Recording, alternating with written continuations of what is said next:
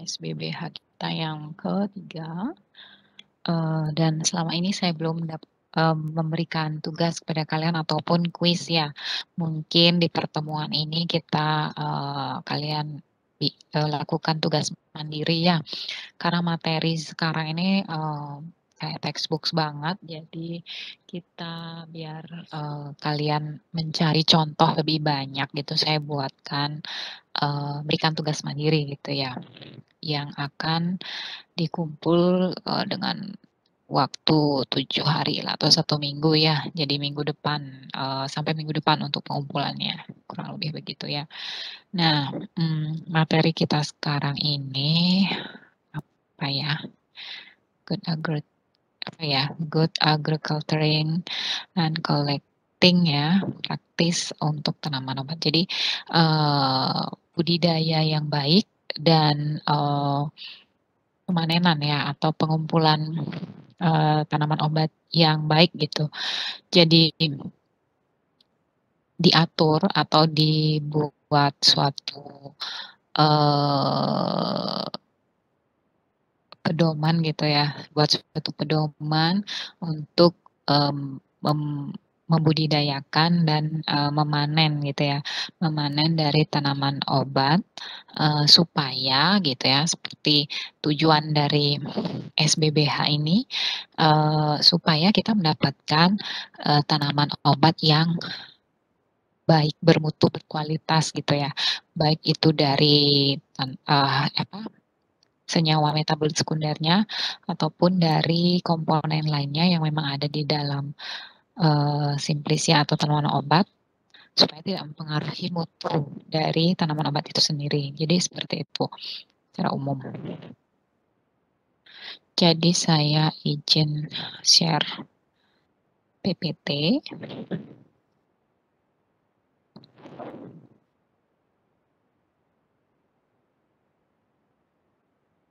Sudah terlihat ya PPT saya. Jadi, saya coba recording dulu. Nah, di sini, materi kita yang materi kita yang keberapa nih ya, kedua ya, kalau yang pertama itu kan asistensi, asistensi kayak pemberian kontrak kuliah, RPS gitu. Jadi, ini bilanglah materi yang kedua gitu ya. Di sini mungkin, ini kalian hanya, tujuannya adalah kalian supaya tahu gitu ya, supaya tahu, bagaimana sih, pedoman, untuk, budidaya dan, memanen gitu ya. Tapi pelaksanaannya kan kayaknya bukan kalian gitu ya, karena ini, mungkin lebih banyak orang pertanian gitu ya, untuk, budidayanya. Jadi kalian, harus mengetahui, sebaiknya mengetahui gitu ya, karena suatu proses itu yang baik jika terkendali atau terkontrol itu dari katakanlah dari hulu ke hilir gitu ya. Dari hulu itu dari awal, dari raw material itu bukan hanya dari sudah jadi Simplicia, tapi dari sebelum jadi Simplicia itu kita mendapatkan bahan baku untuk membuat suatu Simplicia yang baik itu, di tahapan ini, di tahapan budidaya ini gitu ya. Kemudian, pemanenan yang baik itu gimana, dan nanti pengolahan pasca panen kayaknya minggu depan gitu ya. Baru ke tahap pengolahan, Simplicia, tahap berikutnya gitu. Gitu jadi gambarannya ya supaya, kalian tidak terkotak-kotak. Jadi ini nyambung sebenarnya informasi yang kita berikan ini. Makanya saya bingung nih kelas A dan kelas B, jika kita buat paralel, saya pengampunya Bu Ari dan saya. Bu Ari juga ada kelas, elusidasi struktur, jadi saya mohon maaf digabung dulu karena, eee, kalau dibolak-balik pemberian materinya itu ini nyambung, jadi kesatuan gitu ya, biar nggak bolak-balik. Saya mohon maaf, saya menggabungkan, kemudian nanti pas presentasi baru kita, pecah lagi. Jadi, Bu Ari di kelas B, saya di kelas A, seperti itu. Jadi bisa setelah UTS tuh bisa gitu ya. Nah,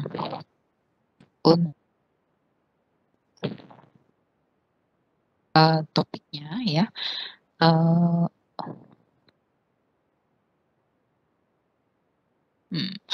jadi latar belakang mungkin saya sudah sebutkan tadi ya. Nah ini ada tugasnya nanti ya, saya sudah sebutkan di awal, mungkin di Oase belum saya buka, nanti habis ini saya bukalah di Oase ya.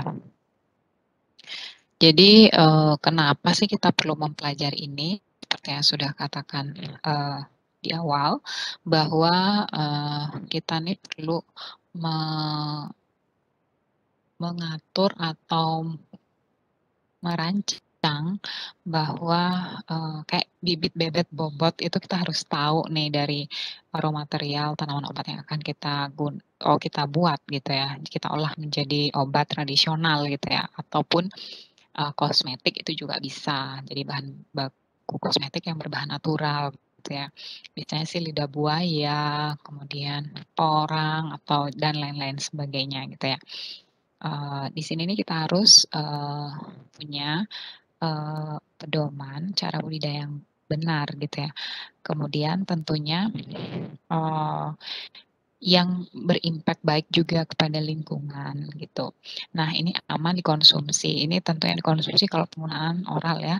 Kalau penggunaan topikal yang tentunya tidak menimbulkan efek yang tidak diinginkan seperti iritasi seperti itu atau alergi gitu ya. Tapi kalau alergi kan masing-masing ya reaksinya tuh personal banget.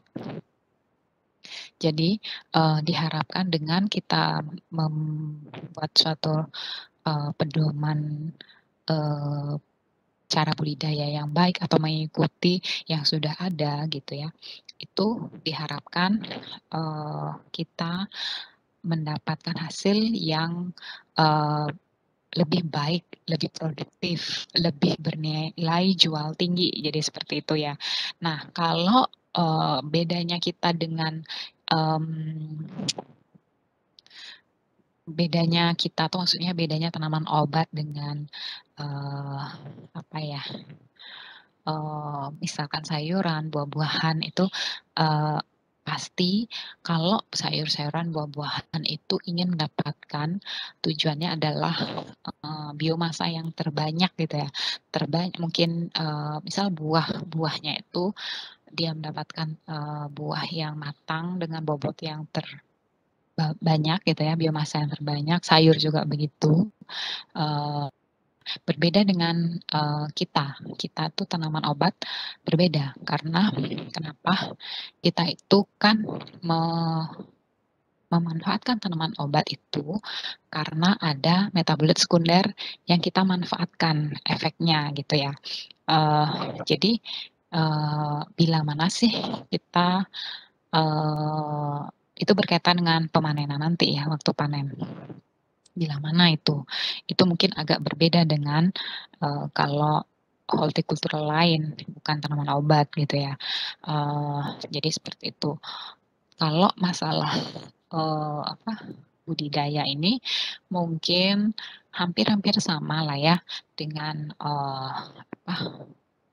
sayuran, buah-buahan, tetapi karena kita tanam obat ingin membuat suatu kondisi yang membuat metabolit sekundernya itu baik, mungkin ada tanaman yang, cocok dengan pH tanah yang, basah karena metabolit sekundernya lebih bagus diproduksi dalam kondisi basah, mungkin ya direkayasa tanahnya ditambahin kapur gitu untuk menaikkan pH tanah yang awalnya asam menjadi agak basah, jadi seperti itu.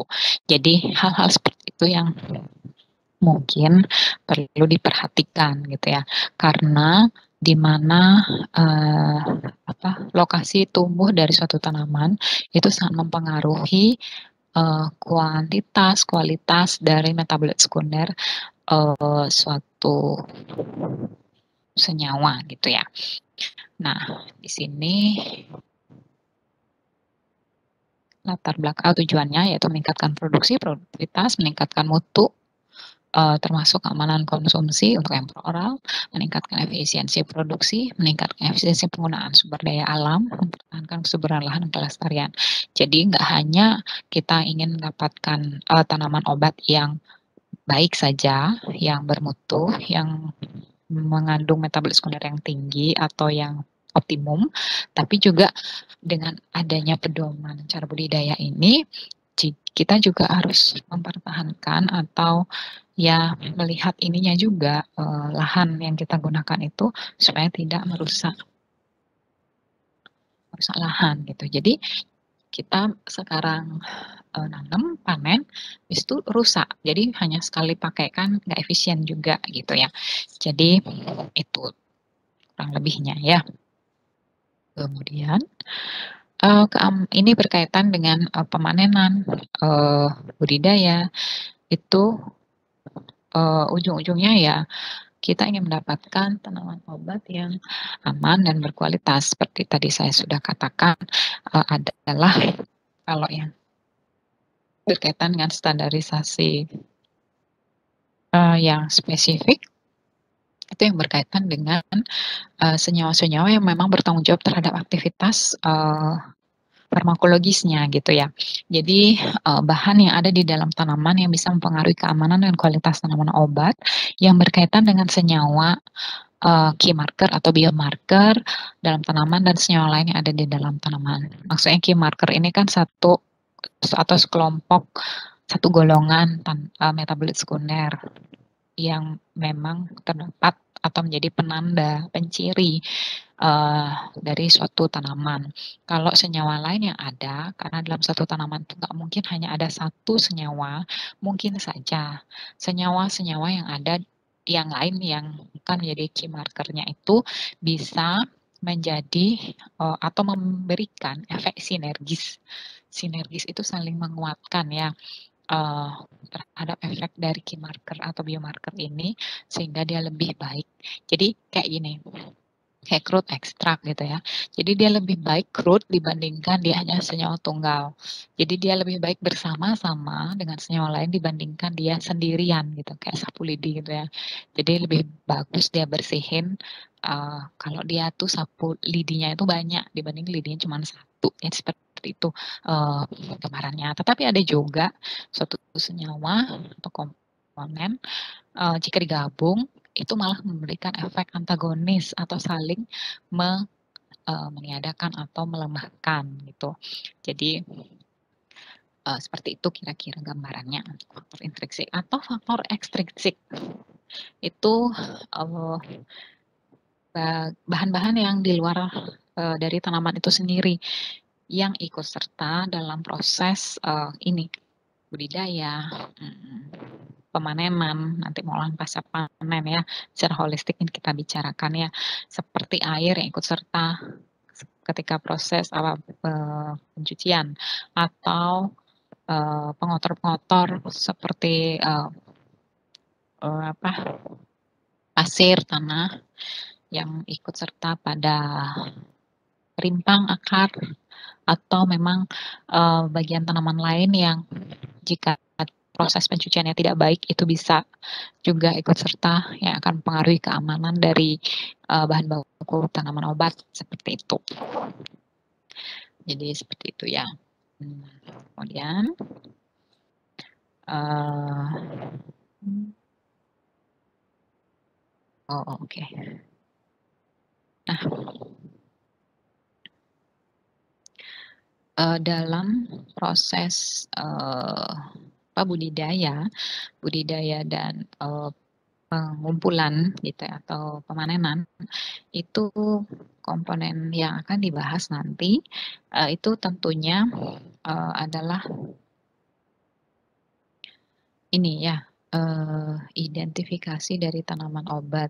Berkaitan dengan pemilihan tanaman obat, identitas nama botani. Maksudnya di sini adalah, ketika kita ingin, menentukan tanaman apa yang akan kita budidayakan, kita harus pastikan kebenaran dari tanaman obat tersebut yang akan kita akan kita tanam. Eee, tentunya kita perlu melakukan identifikasi, benar nggak sih? Misal, Apa ya contohnya, ubi jalar gitu ya, ubi jalar tuh ada banyak varietasnya. Ipomea batatas, L itu ada var antin, ada var beta, ada var sawentar, atau ada var lain lokal ya, lokalan di masing-masing daerah itu ada. Nah, dalam proses pemilihan itu kalian harus pastikan yang benar itu yang kalian mau tanam itu yang mana gitu. Apakah var antin, var beta, var sawentar, atau var lainnya. Karena itu akan memberikan itu akan menumbuhkan tanaman yang berbeda gitu ya. Kalau tidak tepat. Kalau var antin itu dalamnya kulitnya itu ungu, dalamnya juga ungu gitu. Kalau var beta, antin itu kepanjangan antosianin ya. Jadi antin itu antosianin, dia itu mengandung antosianin banyak karena dia berwarna ungu. Kemudian beta itu beta karoten. Berarti kalau beta karoten warnanya pasti umbinya tuh berwarna oranye. Ya, pernah lihat nggak umbi-umbian atau bahasa Balinya selebun itu umbinya berwarna ungu ada ya. Kemudian umbinya ada berwarna kuning, ada umbinya yang kulitnya warna ungu tapi dalamnya putih gitu. Ada kulitnya kuning, dalamnya putih, ada macam-macam ya. Ada yang putih tapi ada seluat ungu, itu juga beda lagi gitu. Nah, jadi itu. Jadi kalian harus memastikan dengan melakukan identifikasi tanaman obat, apa sih tanamannya itu dengan melakukan ya ini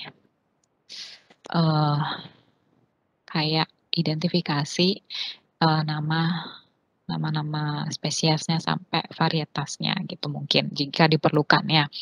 Kemudian komponen berikutnya sudah ditentukan nih tanaman obatnya, ya kita harus tahu bibit atau benih ya, bibit yang kayak itu harus baik mutunya gitu ya supaya nanti menghasilkan tanaman juga yang baik gitu. Kemudian selain itu ada proses budidayanya. Proses budidayanya ya tahap-tahapan berkaitan dengan orangnya yang melakukan budidaya, tentunya SDM yang digunakan atau SDM yang bekerja itu sebaiknya memang sudah mendapatkan baik itu kursus atau pelatihan singkat terkait dengan proses budidaya atau sudah lama nih berkecimpung di bidang ini gitu ya. Kemudian setelah itu budidaya juga ada alat gitu ya selain SDM, alat, kemudian lahan yang baik itu seperti apa. Nanti kita bahas di bawah. Kemudian collecting atau panen itu bila mana sih kita memanen tanaman ini gitu atau misal untuk akar bila mana, untuk rimpang bila mana gitu, untuk bunga bila mana gitu ya, kapan gitu ya. Kemudian tekniknya gimana? Apakah diambil semua atau gimana? Kemudian alat yang digunakan gimana? Ya, dan juga hal-hal khusus yang harus diperhatikan untuk nanti mempersiapkan pengolahan pasca panennya. Jadi seperti itu. Nah, untuk pembibitan, mungkin apa ya, bibit sama benih itu sama nggak ya, gitu ya? Bibit sama benih itu sama nggak ya? Pendapat teman-teman gimana?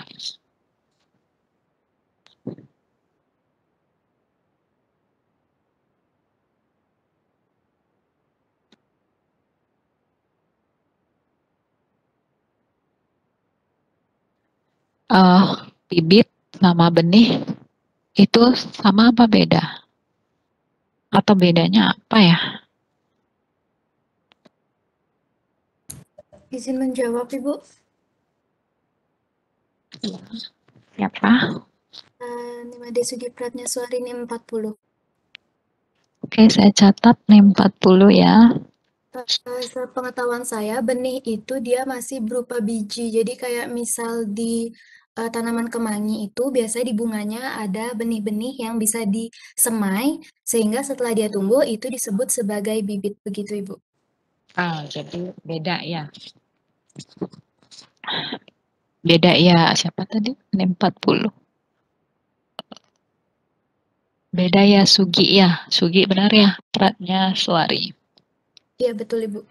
Ya, jadi memang agak-agak mirip gitu ya, tapi memang agak berbeda gitu, bibit dengan benih. Jadi sebelum jadi bibit, dia benih dulu gitu ya. Eh, jadi tentunya benih yang baik itu akan menghasilkan bibit yang baik juga diharapkan gitu ya, tetapi belum tentu juga gitu ya. Nah, dalam proses pembib benih dan pembibitan gitu ya, itu ada tahapan di mana kita harus melakukan pemilihan benih yang baik gitu ya. Jadi seleksi benih. Jadi diharapkan untuk mendapatkan bibit yang baik itu dalam menseleksi benih itu kemurnian benihnya itu diharapkan 85%. Kenapa? Karena kemurnian benih itu maksudnya supaya tidak terkontaminan dengan benih yang lainnya. Diharapkan dalam satu lahan atau dalam satu peta area itu kita menanam tanaman jenis yang sama gitu ya, supaya nanti dalam proses collectingnya itu kita tidak perlu proses pemilahan yang lebih susah gitu ya, kesulitan dalam proses pemilahan nantinya, karena nanti kalau ngacak dalam satu area itu ketika pengolahan pasca panen ada sortasi memilah-milih kebenaran dari tanaman itu supaya satu spesies itu nanti akan jadi melambat gitu ya. Jadi proses sortasi akan melambat, nanti akan pengaruhi tahap selanjutnya gitu. Jadi kemurnian benih itu 85% diharapkan, kemudian daya perkecambahannya diharapkan 80%. Dikasih sih kecemaran varietas lain itu tapi maksimal 5% gitu ya. Jadi ada boleh ada jenis tanaman lain tapi janganlah lebih dari 5% dan jika bisa itu enggak ada gitu ya. Nah, setelah tadi dikatakan oleh Sugi, benih itu akan menjadi bibit. Bibit yang akan ditanam pada lahan pertanian yang tempat dibudidayakan itu gitu ya. Jadi memang agak berbeda antara benih gitu ya, benih dan bibit. Jadi benih itu adalah biji tanaman yang digunakan untuk tujuan perbanyakan gitu ya atau agronomis. Sedangkan kalau bibit itu ya hasil semaian dari benih ini. Kemudian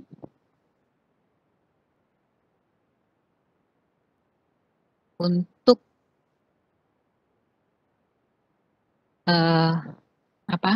pembibitan sendiri itu memiliki tujuan. Kenapa perlu ada pedoman atau tadi ya ini ya perlu adanya tahapan seleksi benih gitu ya. Itu karena ingin mencapai kita akan mendapatkan spesimen yang benar dan baik gitu ya dan banyak gitu ya. Kemudian kalau tidak dilakukan seleksi, tentunya nanti akan proses pembibitannya akan tidak optimal juga gitu. Jadi intinya kita mengharapkan proses dari awal sampai akhir budidaya, akhir budidaya itu adalah collectingnya ya, itu kita mendapatkan hasil yang tidak banyak, ada yang reject gitu ya. Jadi baik semua atau yang buruknya diminimalisasi gitu.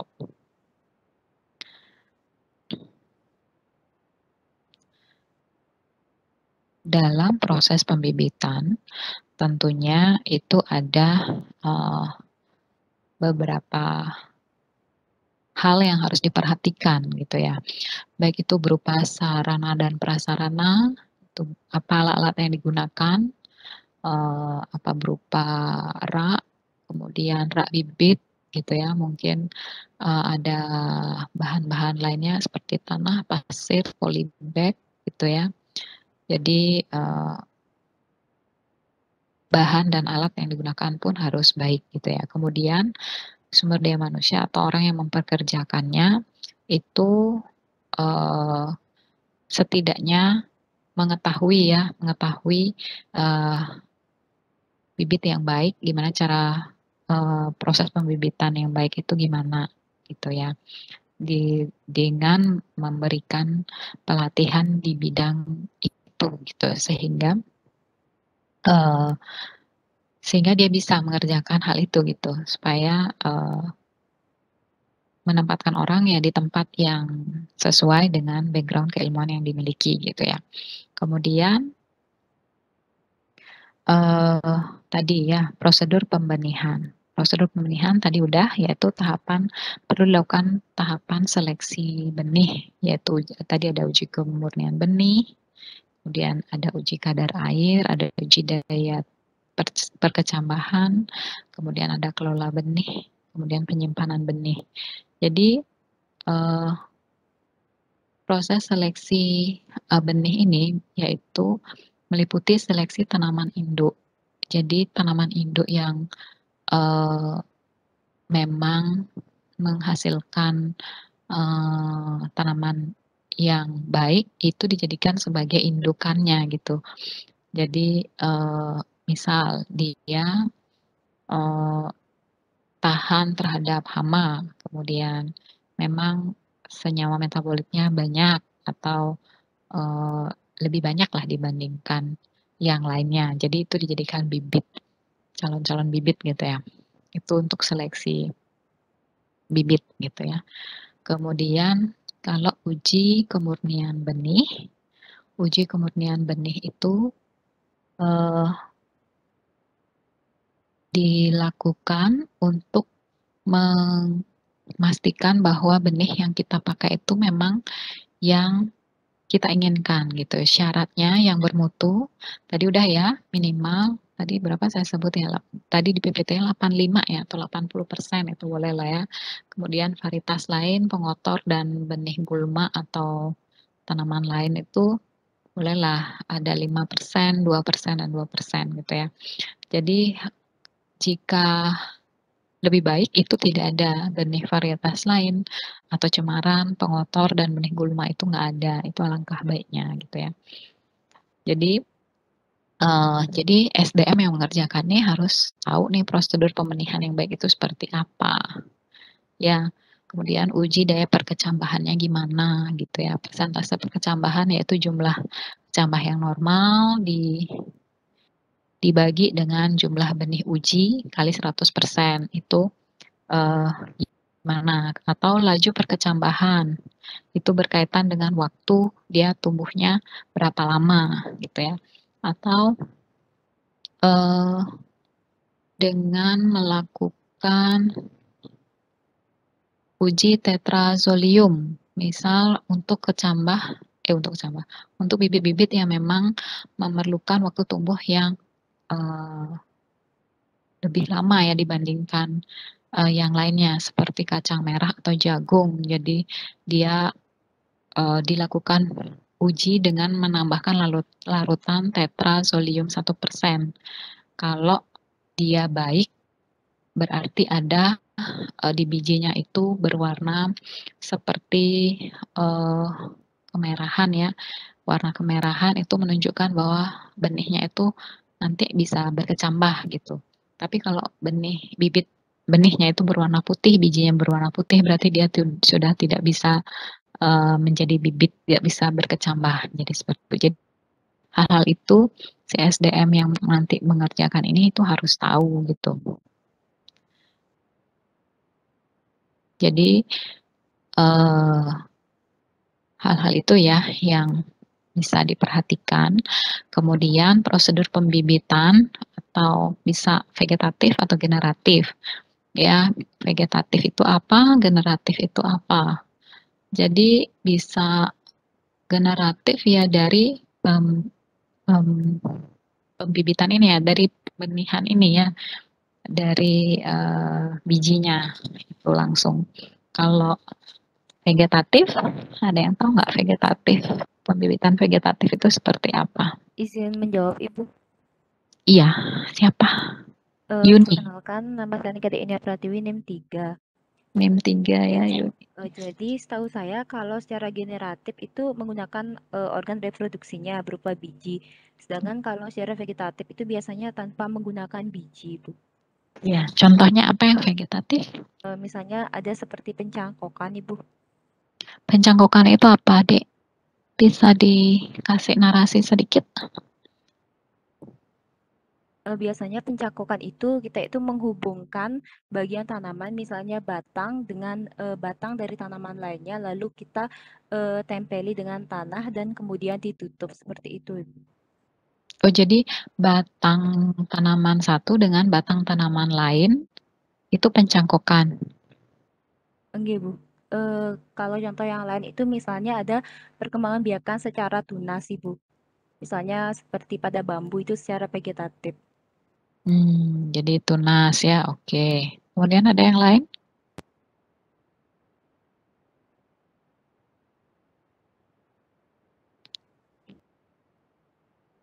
Ada yang lain dari kelas A dan B?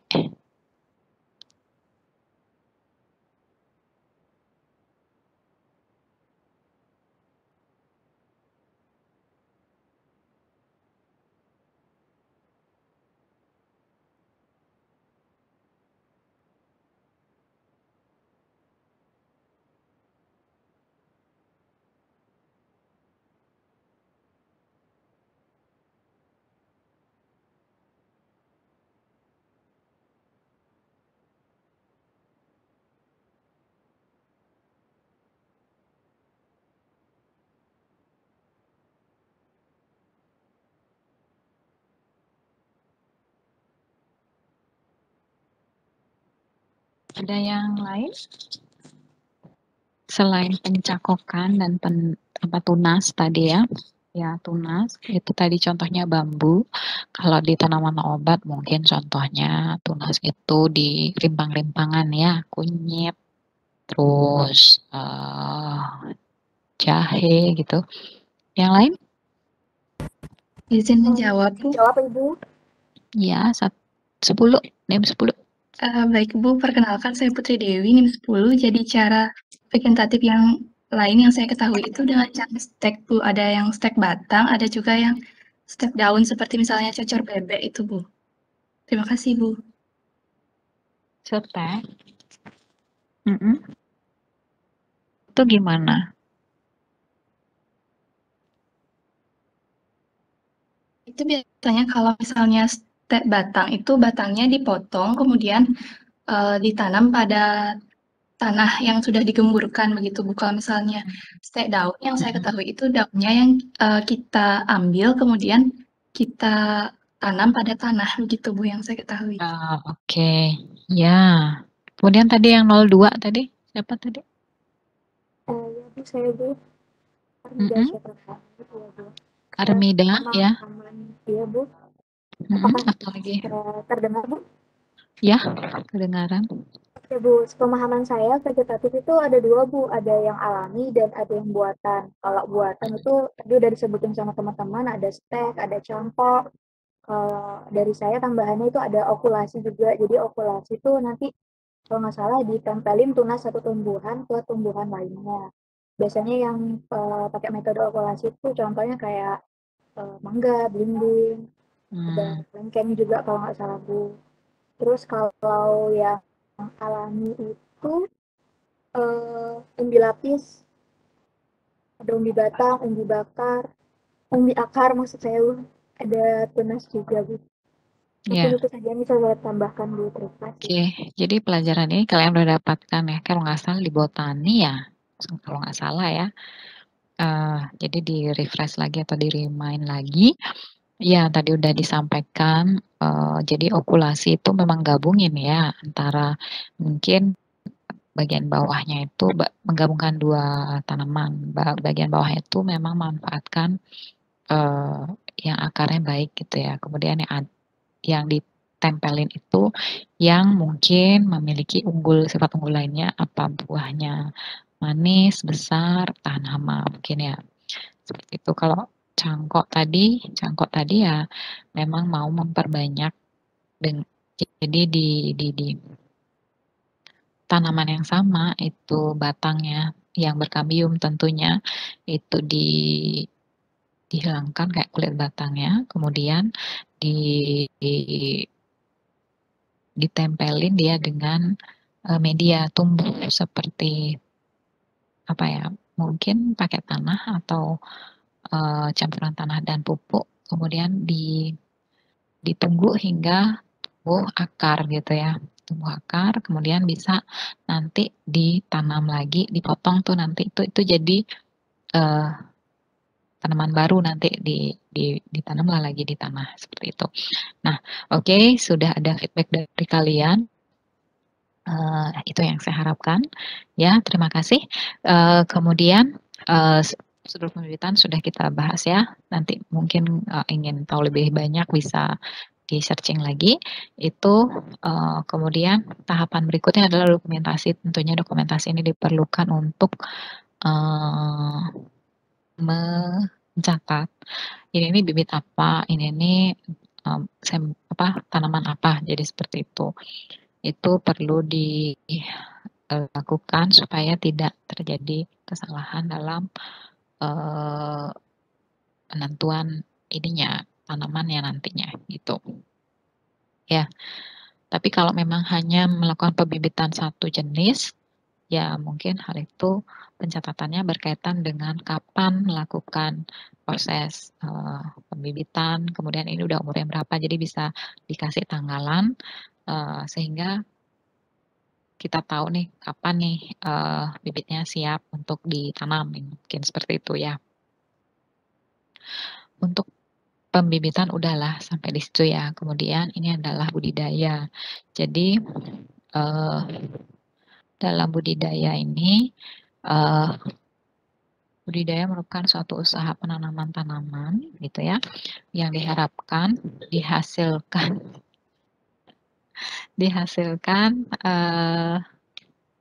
tanaman yang, eee, baik gitu ya. Jadi, kita mengharapkan, tanaman yang kita dapatkan itu baik. Maksudnya ya bedalah dengan tanaman yang tumbuh liar yang memang tidak sengaja tumbuh karena mungkin terbawa angin, terbawa hewan, jadi membawa biji-bijian dari tanaman induk, sehingga dia tumbuh di tempat tertentu yang itulah yang disebut tanaman liar gitu ya. Tapi kita ini kan membudidayakan, kita buat atau kita setting lahannya, seragam, kemudian kita buat dia mungkin, pupuknya ada gitu, pokoknya kita emonglah gitu ya. Kita pelihara dengan baik, ya tujuannya ya tadi mendapatkan, raw material, bahan baku tanaman obat tradisional yang, eee, bermutu sesuai dengan yang kita, setting gitu, kita harapkan. Nah, dikatakan bahwa sekitar 85% itu bahan baku, obat tradisional kosmetik itu atau serta suplemen itu berasal dari hutan atau habitat alami lainnya. Ini yang disebut dengan liar gitu ya. Jadi dia tumbuh tanpa merupakan hasil budidaya. Nah, jadi perlu nih dilakukan, budidaya gitu ya. Jadi, budidaya ini berkaitan dengan, jadi yang kita bahas ini adalah pedoman. Pedoman gimana sih caranya membudidayakan, tanaman obat ini atau bahan baku tanaman sebagai bahan baku jamu atau obat tradisional. Itu tujuannya ya Ya bisa kalian baca sendiri ya. Tujuannya sama, secara overall itu sama ya, ingin yang baik gitu ya. Baik itu dari tanamannya, kemudian secara ekonomi, secara alam juga, maksudnya melindungi biar lahannya itu juga tidak berdampak negatif ya. Jadi kita keberlanjutan untuk menggunakan lahannya itu bisa gitu. Nah ini skop yang akan dibicarakan itu penentuan lokasi, kemudian lingkungan ekologi dan dampak sosial, iklim juga berpengaruh, tanah, jadi unsur-unsur hara dalam tanah itu juga akan memberikan impact terhadap kualitas dari metabolit sekunder yang ada. Kemudian selain unsur hara juga ada faktor irigasi dan drainase, maintenance tanah dan proteksi. Ya, kemudian dalam proses budidaya tadi ada ya pemilihan lokasi, menentukan lokasi yang mempengaruhi kualitas gnocchi marker dalam tanaman. Nah, mungkin ada yang pernah baca nggak? Pemilihan lokasi tempat tumbuh dari suatu tanaman itu akan mempengaruhi metabolit sekunder yang ada di dalam tanaman. Jadi misal tanaman apa ya? Tanaman yang biasa saya kaji itu adalah tanaman sambiloto ya. Sambiloto yang tumbuh di daerah skop kita di Bali ya, di kabupaten ada di Bali. Misal di daerah Jimbaran, kemudian di daerah perbukitan lainnya mungkin di Bedugul, kemudian di daerah Manajem Brane, Singaraja gitu, itu akan menghasilkan senyawa key marker dari sambiloto itu apa? Itu andrographite, itu berbeda. Jadi lokasi tempat tumbuh itu akan mempengaruhi baik itu kuantitas gitu ya dari key marker suatu tanaman. Jadi dalam proses budidaya, lokasi mana nih yang terbaik atau yang bagus untuk dilakukan budidaya gitu ya. Perlu diperhatikan.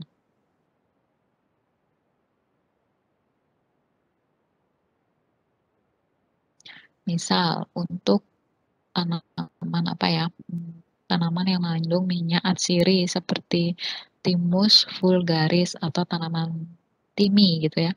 Dia itu dikatakan paling baik itu tumbuh di daerah yang ketinggiannya itu 1000 meter di atas permukaan laut. 1000 meter DPL gitu ya. Jadi itu udah berdasarkan hasil riset orang ya, bahwa minyak atsiri yang terkandung pada tanaman timi atau Thymus vulgaris itu lebih bagus jika tanaman itu dibudidayakan, berarti lokasi tumbuh ya, itu di daerah yang memiliki ketinggian 1000 DPL gitu. Kemudian bagian tanaman apa yang itu nanti juga ya akan dibahas bagian tanaman apa yang dari tanaman timi itu yang menghasilkan atau mengandung metabolit sekunder yang paling banyak itu biasanya pada bunganya. Jadi seperti itu. Itu untuk tanaman obat ya, berbeda mungkin agak sedikit berbeda dengan buah-buahan atau sayur-sayuran gitu ya. Jadi karena kita melihat senyawa di dalamnya gitu. Jadi itu yang kita perhatikan untuk jadi senyawa di dalamnya yang akan mempengaruhi proses budidaya ini gitu. Baik itu tempat lokasi, kemudian nanti pengolahan proses pemanenan, kemudian bagian tanaman yang dipilih, jadi seperti itu ya. Kemudian kalau kayak temulawak gitu ya, temulawak tuh senyawa yang terkandung dalamnya itu adalah kurkumin ya, dan minyak atsiri. Jadi dia lebih baik ditumbuh di daerah dengan ketinggian 600 dpl. Jadi seperti itu ya untuk tanaman untuk metabolit sekunder yang ada dalam tanaman itu mempengaruhi di mana sih sebaiknya kita budidayakan gitu. Kemudian selain itu juga penyiapan lahan. Penyiapan lahan ya tentunya lahan yang digunakan itu harus lahan yang gembur, kemudian disiapkan aerasi yang baik gitu ya. Jadi supaya proses mendapatkan udara O2, CO2 itu cukup gitu ya. Nanti akan mendukung pertumbuhan akar gitu ya. Kalau akarnya bagus, pasti ke atas juga bagus gitu ya. Kemudian ada penyiapan bibit. Jadi bibit yang diharapkan itu adalah bibit yang tentunya yang sehat ya, dan ukurannya seragam dan umurnya juga seragam. Jadi kenapa nih penyiapan bibit ini diperlukan? Kalau bibit sehat oke lah ya, pasti. Kalau nggak sehat ngapain ditumbuhin, maksudnya dilanjutkan prosesnya. Jadi penyiapan bibit itu berkaitan dengan keseragaman baik ukuran dan umur ya. Kalau ukuran oke lah ya. Kalau ini yang umur ya, biasanya yang umur ya. Ini nanti tentunya akan berpengaruh ke proses selanjutnya. Kalau umurnya sama, kita tanam dalam satu area yang sama, nanti akan mempermudah proses pemanenan. Itu ya. Jadi dalam satu lokasi kita datang, kalau umurnya udah seragam nih satu bibit ini, nanti pasti waktu panennya juga sama. Nanti datang ke lokasi juga orangnya yang akan memanen juga tidak perlu random gitu ya, random dari satu tanaman ke tanaman yang agak jauhan lagi. Jadi jika ditanam pada satu area yang sama untuk umur yang sama itu akan mempermudah proses selanjutnya gitu ya. Kemudian untuk selain penyiapan bibit juga penyiapan penanaman yaitu berupa lubang tanam, jarak tanam dan pemberian naungan.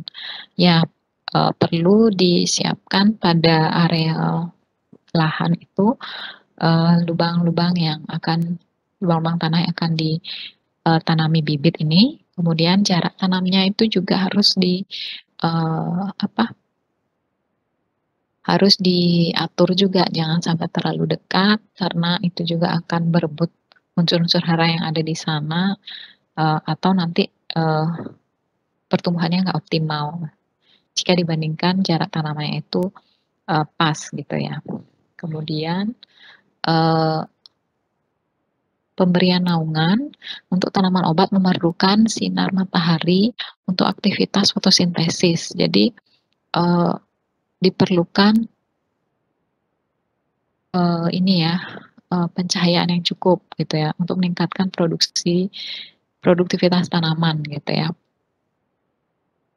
Jadi hal itu perlu diperhatikan. Ya, kemudian untuk pemeliharaan ya tentunya diperlukan pemupukan, irigasi, drainase,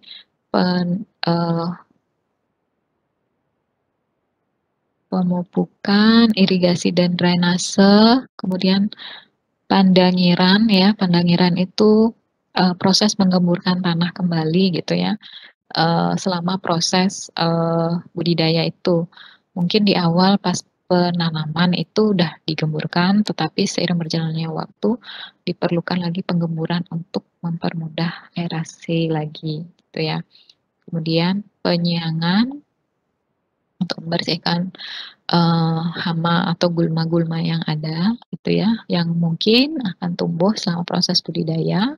Kemudian penyulaman itu dilakukan terhadap tanaman yang tidak tumbuh atau mati.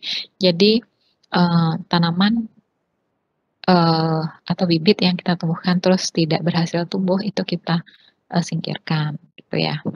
Kemudian pengendalian hama dan penyakit tentunya ini juga perlu dilakukan supaya tanaman yang kita mau budidayakan itu berhasil gitu ya.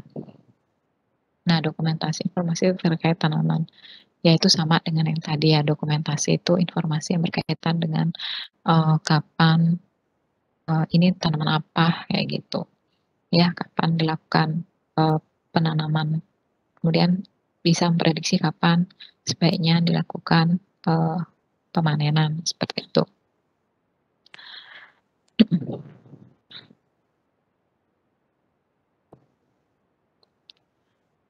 Nah, ini tadi ya, sebaiknya dipilih lahan, ini tadi saya bilang 600 ya, ini kok 800 ya, 600 dpl, kemudian Thymus vulgaris, ya ini daerah menengah lah ya, 600, 800, kalau ini 1000, 1800 gitu ya. Jadi dia cocok di daerah yang mungkin di siang harinya suhunya nggak terlalu panas gitu ya. Jadi mungkin 18 derajat Celcius gitu ya. Kalau di sini di mana itu ya, di Bedugul kali ya. Itu untuk tanaman timi, daun timi ya. Kemudian ini dilakukan penyiapan lahan ya. Ini dengan traktor atau ini dibuat guludan-guludan seperti ini. Kemudian ini untuk tanah yang diinginkan memiliki pH yang tidak asam gitu ya. Jadi perlu ditambahkan kapur untuk menaikkan pH-nya. Seperti itu.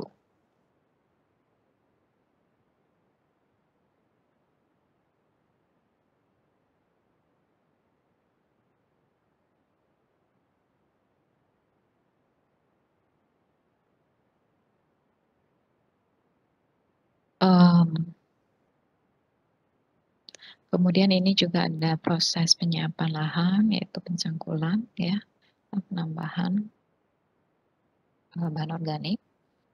Nah, ini tadi pembuatan penentuan jarak tumbuh juga ya, atau pembuatan lubang juga, ini juga ya. Kemudian ini naungan ya untuk budidaya, salah satunya contohnya adalah Sambiloto gitu ya. Kemudian ini proses pengairan ya di sini. Ini ada penyiraman gitu ya. Kemudian ini penyiangan, menghilangkan gulma gitu.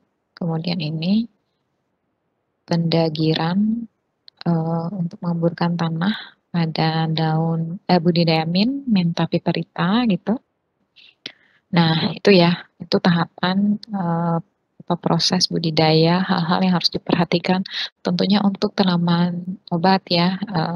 Yang saya berikan tadi contoh-contoh gambar juga ini berkaitan dengan tanaman obat ya, bukan sayuran ataupun buah-buahan gitu. Ya, jadi seperti itu. Nah, selanjutnya setelah kita berhasil membudidayakan, ya tentunya adalah tahap pengumpulan dari tanaman yang telah kita budidaya, ya. Atau kita kenal dengan memanen gitu ya. Memanen, ini tanaman obat harus dipanen pada musim atau periode waktu yang optimum untuk memastikan produksi bahan tanaman obat dan produk jadinya itu baik kualitasnya atau terbaik gitu ya. Waktu panen itu tergantung dari bagian tanaman yang akan digunakan ya. Jadi seperti tadi ya, daun timi, Thymus vulgaris itu kandungan minyak aslinya paling banyak di bunga gitu ya. Ya, apakah semua bagian tanamannya kita ambil atau bunganya saja? Gitu. Kemudian kayak Sambiloto, kandungan key markernya adalah andrografolit. Itu banyaknya ada di mana? Banyaknya ada di daun. Nah, apakah daunnya saja yang akan kita ambil atau gimana? Memang sih paling banyak di daun, tapi di seluruh bagian tanaman di atas permukaan tanah itu mengandung andrografolit. apakah kita ambil semua bagian tanaman yang ada di atas permukaan tanah atau daunnya saja, gitu ya. Jadi pemanenan ini ada pedomannya gitu ya, pedoman yang digunakan untuk mendapatkan senyawa-senyawa yang terbaik. Nah, selain kapan atau waktu yang tepat, kemudian bagian tanaman yang mana aja yang diambil, itu juga perlu diperhatikan sarana prasarananya yang dipakai untuk memanen itu apa, gitu ya. Jadi itu yang nanti akan kita bahas. Nah, apa nih ya? Oh, gambaran umum dan tujuan dari pemanenan ya. Apa nih? Oh ya, gambaran umumnya itu kita kan beda nih antara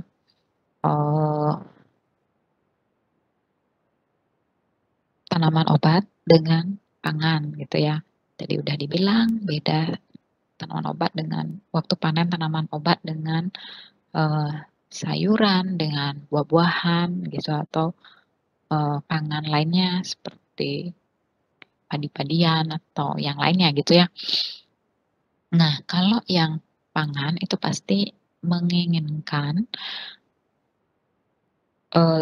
output bobot yang paling optimum gitu ya. Jadi dipanen ketika dicapai biomasa yang paling optimal gitu. Tetapi kalau tanaman obat itu nggak selalu gitu ya. Nggak selalu ketika dia misal nggak selalu ketika apa ya kayak Sambiloto. Nggak selalu ketika Sambiloto itu berbunga itu kita panen nih. Itu kandungan senyawanya, senyawa key markernya itu paling banyak. Dikatakan kalau udah berbunga itu udah dewasa gitu misalkan. Nggak selalu gitu ya. Nggak selalu begitu untuk tanaman obat. Jadi nanti ada panduannya untuk jenis-jenis tanaman obat tertentu itu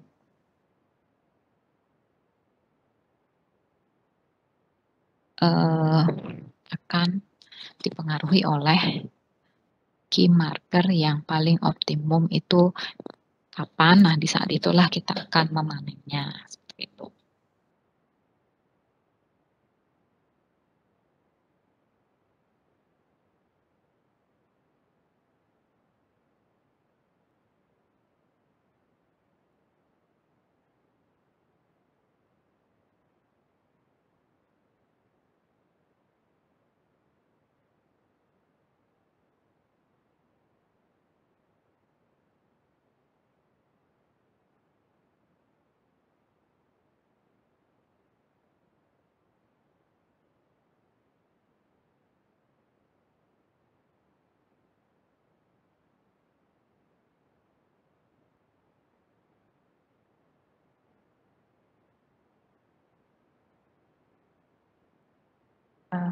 Kemudian untuk seperti ini ya, untuk panen tanaman yang mengandung minyak atsiri. Oh, itu tadi kan waktu ya, waktu pemanenan kapan yang baik gitu ya. Kemudian ini juga berkaitan dengan waktu. Jika kita mau memanen tanaman yang mengandung minyak atsiri, sebaiknya jangan siang gitu ya, sebaiknya pagi aja supaya minyak atsirinya tidak mudah hilang ketika kalau siang itu kan sudah suhu di lingkungan itu cukup tinggi, jadi mempermudah dia hilang ya. Namanya juga minyak atsiri ya. Kemudian untuk rimpangan itu waktu panennya sebaiknya ketika ini ya vegetatifnya itu menguning ya. Ini typo banget ya, menguning. Oh, udah benar ya. Menguning yaitu, dan sebaiknya ketika musim kemarau karena kalau manennya ketika lahannya basah karena hujan itu senyawa yang terkandung dalam rimpang itu biasanya akan berkurang gitu ya. Kemudian ini contoh lainnya untuk bunga-bungaan gitu ya, sebaiknya dipanen ketika mahkotanya mekar sempurna gitu ya. Tetapi ada pengecualian untuk bunga cengkeh, sebaiknya cengkeh itu dipanen ketika belum mekar mahkotanya. Jadi dalam kondisi kuncup dia lebih baik dipanen karena kandungan eugenolnya lebih. Ya, jadi apa sih tujuan kita melakukan atau mengikuti pedoman pemanenan atau cara pemanenan yang baik gitu ya, yaitu memberikan panduan tata cara panen yang baik sehingga menjadi salah satu bagian dari circle dari penjaminan kualitas dan mutu dari tanaman obat.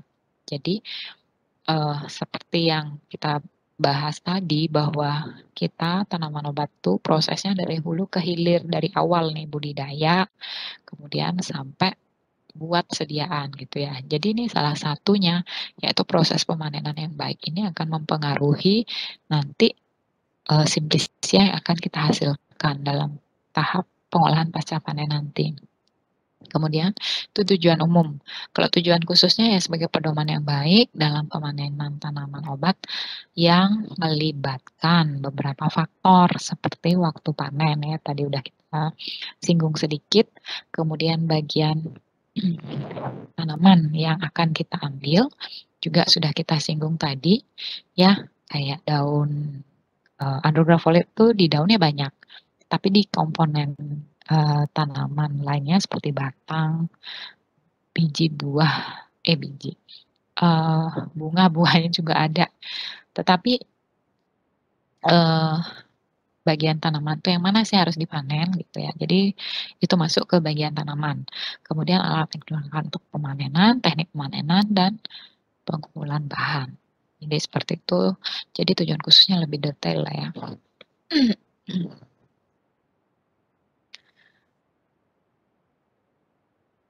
Pedoman pemanenan ya. Jadi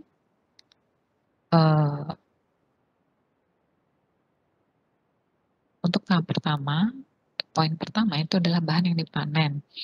Jadi sudah kita bahas tadi bahwa dalam satu lahan itu sebaiknya kita menumbuhkan satu jenis tanaman. Jadi supaya tidak campur nanti ketika proses panen ya. Jadi nanti ketika proses pengolahan pasca panen yaitu bagian sortasi kita tidak memerlukan banyak waktu mengidentifikasi ini benar nggak sih, misal ini benar nggak sih sambiloto, ini benar nggak sih tanaman lain gitu, ini benar nggak sih daun sembung, ini benar nggak sih tanaman lain seperti itu. Jadi jika kita tanam dalam satu area itu akan mempengaruhi kejelasan dari identitas tanaman itu jelas. Jadi bahan yang dipanen itu harus jelas identitas tanamannya. Tidak boleh campur atau kalau tercampur dengan tidak sengaja ada proses pilah-pilih nanti di pengolahan pasca panen gitu ya. Kemudian waktu panen yang baik itu akan mempengaruhi juga atau akan dibahas dalam pedoman pemanenan. Itu karena akan mempengaruhi kandungan senyawa kimia yang ada di dalam tanaman itu gitu ya. Jadi kapan sebaiknya kita panen, kemudian bagian tanaman mana yang dari tanaman tersebut harus kita panen gitu ya. Kemudian teknik panen misal daun ya, daun apakah kita petik gitu ya. Nah daun itu sebaiknya kita petik yang sudah tua, tapi belum menguning gitu ya secara manual. Kalau kayu sebaiknya kita ambil bagian batang atau cabangnya, kemudian kita kelupas kulitnya, kita potong kurang lebih 50 cm. Kalau bunga, nah ini tadi ya, bunga itu yang sudah mekar, kecuali yang tadi ya, salah satunya itu cengkeh. Kemudian alat panen ya harus bersih, kemudian ketika proses penyimpanannya itu jangan sampai ada kontaminan dari kotoran hewan atau ininya hewan apa yang tidak sengaja mungkin biasanya sih ada tikus, kecoa, atau hewan-hewan lainnya gitu ya. Kemudian alat yang digunakan untuk panen itu pun jangan sampai dia kedap gitu ya. Jadi mungkin ada rongga-rongga yang membuat adanya sirkulasi udara. Jadi supaya tidak menimbulkan lembab di si ininya, si tanamannya gitu, yang sudah dipanen gitu ya. Dan hal lain yang perlu diperhatikan, ini mungkin yang lain ya, bagian tanaman yang rapuh gitu, jangan sampai rapuh karena kalau dia rusak gitu ya, untuk tanaman yang rapuh ya tentunya akan itu tidak digunakan, nggak boleh digunakan. Misalkan daunnya itu sobek, sebaiknya kalau didiamkan mungkin akan mempengaruhi kualitasnya. Tapi kalau diproses lebih lanjut dalam waktu 1 hari kan nggak apa-apa, karena nanti ada proses pengecilan ukuran untuk mempermudah proses pengeringan, itu nggak apa-apa. Gitu ya. Nah, ini contoh teknik pemanenan khusus ya. Sebentar, ini waktu panennya saya belum bahas ya. Waktu panen.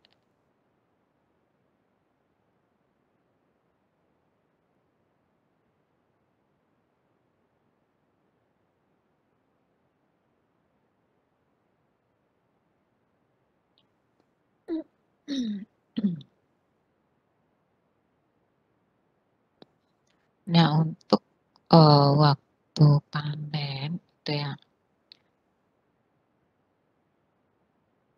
Kalau waktu panen, kalau contohnya itu adalah Sambiloto gitu ya.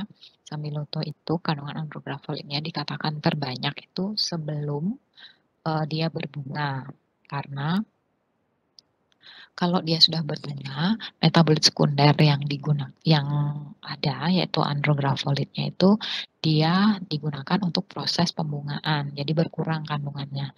Jadi biasanya pada umur 7 sampai 8 bulan sebelum berbunga, 6 sampai 8 ya, itu sebaiknya sudah dipanen. Kemudian yang bagian tanaman yang dipanen itu ya di atas permukaan tanah itu seluruhnya, sampai pokoknya semua diambil dan itu nggak bisa ditumbuhkan lagi gitu ya, sebaiknya ditanam lagi yang baru seperti itu. Jadi, dicabut sampai akarnya, kemudian diambil semua bagian tanaman kecuali akarnya, kemudian itu diolah dan kalau sudah terjadi pemanenan ya ditumbuhkan kembali. Jadi seperti itu. Ini untuk teknik panen khusus saya hanya ambil beberapa contoh. Ini untuk panen akar ya. Ini contohnya akar kelembak, yang A itu belum siap panen, yang B ini sudah siap panen. Jadi sudah lebih panjang ya, sudah warnanya juga agak berbeda. Kemudian jangan diambil seluruh bagian akar. Sebaiknya diambil tepinya aja supaya dia itu tetap bisa tumbuh. Karena bagian kalau yang bermanfaat atau dimanfaatkan itu adalah bagian akar tanaman ya tentunya kalau diambil semua kan mati ya. Jadi untuk mencegah terjadi kepunahan ya ambil sedikit saja di bagian tepi akar, jangan main rootnya gitu ya, supaya dia tetap bisa hidup gitu ya. Kemudian karena proses pengambilannya dilakukan penggalian tanah, ketika sudah diambil akarnya ditutup lagi supaya menghindari adanya infeksi hama gitu. Kemudian kalau untuk kulit kayu ini ya dibuat kotak. Diambil kotak seperti ini, jangan melingkari seluruh seluruh kulit dari batang. Ya, kotak memanjang, kemudian dia diambil kulitnya, kemudian untuk hal itu dilakukan untuk mencegah kepunahan. Kalau kita ambil seluruhnya, takutnya akan mempengaruhi pertumbuhan si tanaman itu. Ini contohnya kulit kayu manis ya, kulit kayu dari kayu manis, gitu ya. Cinnamomum burmani. Jadi hal ini juga bisa diatasi untuk mencegah mengering bagian dari tanaman ini. Kita tambahkan kayak trisil atau segel tanam, memberikan pupuk kandang yang berisi media, gitu ya di sini. Jadi dia akan tidak terjadi proses pengeringan, gitu ya. Karena kalau ini sampai mati, karena ini tanaman yang waktu tumbuhnya itu cukup lama ya, jadi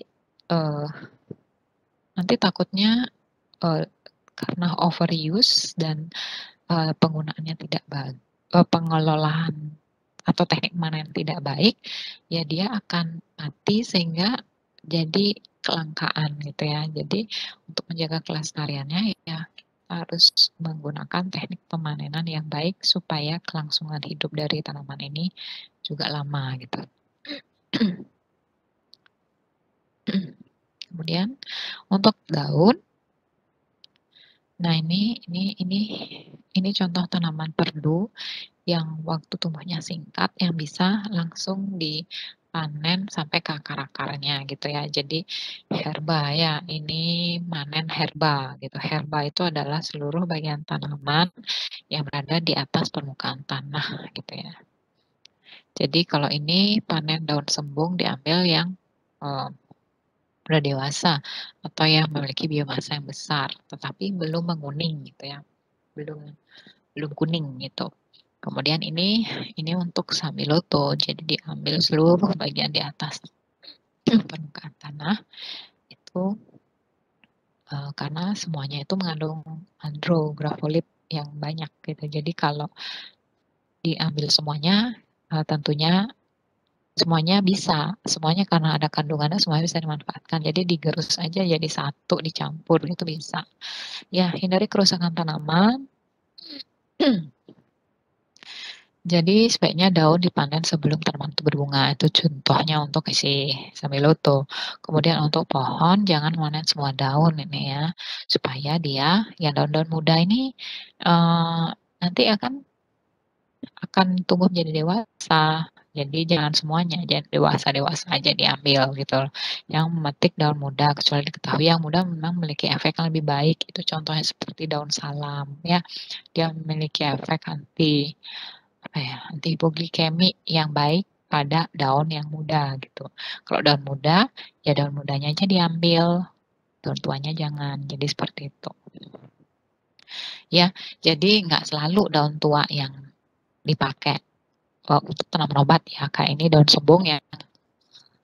Kalau untuk beberapa jenis tanaman lainnya, ya nggak selalu yang muda nggak selalu yang tua yang memberikan atau mengandung senyawa yang paling baik gitu ya.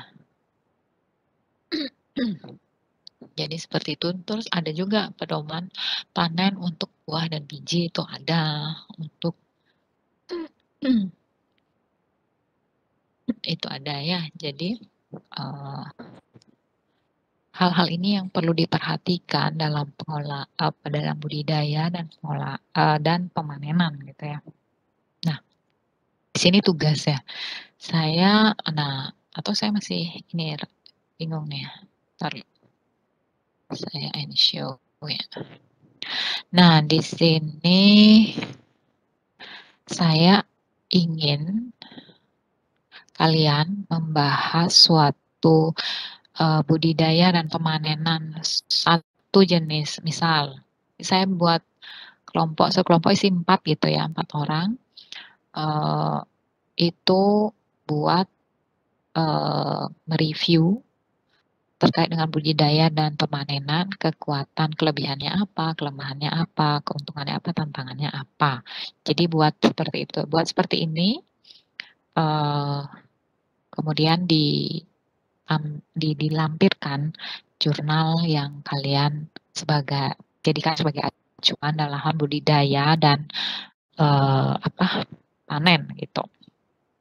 Gitu sih kira-kira untuk topik budidaya dan panen ya yang baik yang dibahas saya angkat sekarang gitu ya. Jadi untuk aplikasinya, untuk banyak contoh-contohnya yang lain itu saya berikan kalian tugas mandiri berkelompok gitu ya.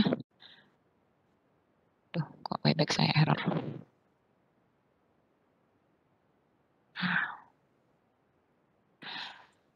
Berkelompok untuk membuat resume ya. Apakah kedengaran ya? Webek saya error nih. Terdengar jelas, Bu.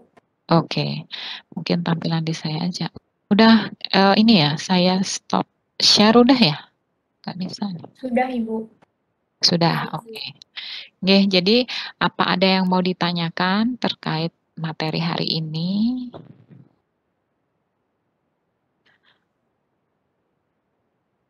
Atau sudah jelas dengan materinya simpel ya, berkaitan dengan budidaya dan panen gitu ya. Nah, nanti contoh-contohnya ini kan saya cuma mau ngambil beberapa contoh. Nanti kalau kalian membuat suatu review berkaitan dengan SWOT tadi ya, itu kalian bisa tahu oh, kelebihannya ini nih, kelemahannya ini nih, kayak gitu-gitu.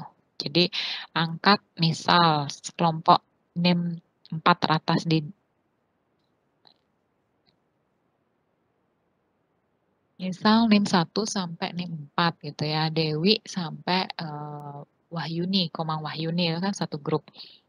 Kalian ngangkat apa nih, budidaya dan pemanenan misal jahe gitu. Budidayanya kayak gimana, kelebihannya di jurnal itu gitu ya, kemudian teknik panennya gimana, kekurangannya apa gitu. Mungkin kekurangannya memerlukan alat yang khusus atau bagaimana gitu. Tapi kekuatannya yang didapatkan metabolit di dalam jahe sagaol gitu ya. Itu terbanyak atau minyak sirihnya terbanyak gitu. Gitu kurang lebihnya. Ada yang mau ditanyakan? Halo Ibu, Om Swastiastu. Ya, oke. Izin bertanya Bu mengenai tugasnya Nika buat di Word-nya Bu. Ya, di Word aja. Oke, berarti tidak perlu untuk PPT dan presentasi gitu, Bu? Enggak, tidak. Jadi buat karena tadi di PPT itu bentuknya begitu, kalian bisa di Word tapi ada strength, weakness, opportunity sama threat-nya dari si acuan kalian yang kalian pakai gitu. Dan acuannya kalian santumkan juga gitu. Kalian lampirkan gitu. Jadi seperti itu. Dan berkelompok ya, satu kelompok ada 4. Baik Bu, untuk pengumpulannya Nika kapan ya Bu ya? Minggu depan. Jadi saya H+7 ya Bu ya? H+7 iya, H+7 ya. Saya setting nanti jam tanggal 2 berapa ya? 29. Ada nggak 29 Februari? Ini atau tanggal 1 Maret mungkin ya. Saya nggak hafal. Tanggalnya itu H+7 di jam 10.20 gitu terakhir.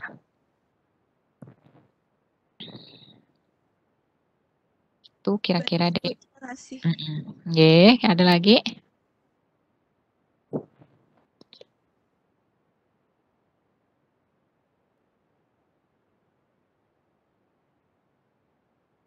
Kalau tidak ada, silakanlah kalian buat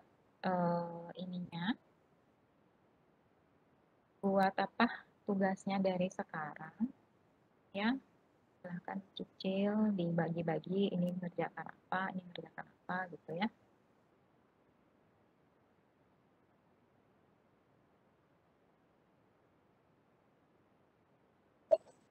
Permisi Bu, saya izin bertanya sedikit. Oke.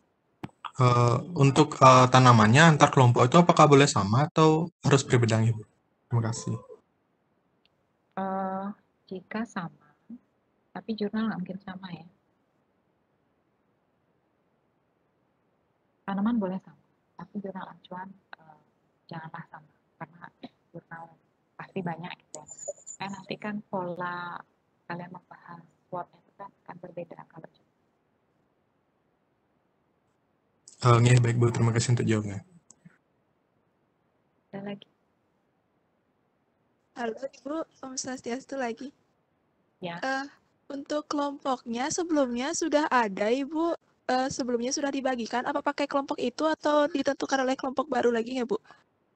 Hah? Sebelumnya udah ada kelompok. Iya, sebelumnya sudah ada kelompok. Dari mana? Kelompok dari mana?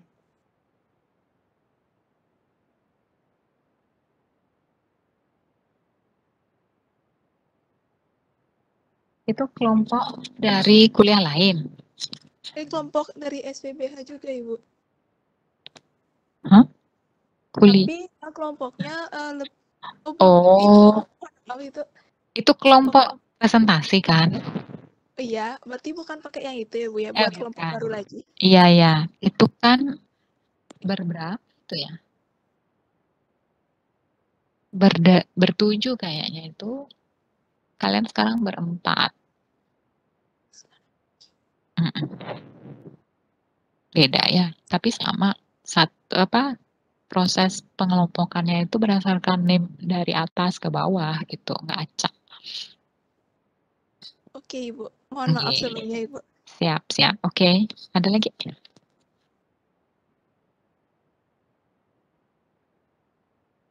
Sampun?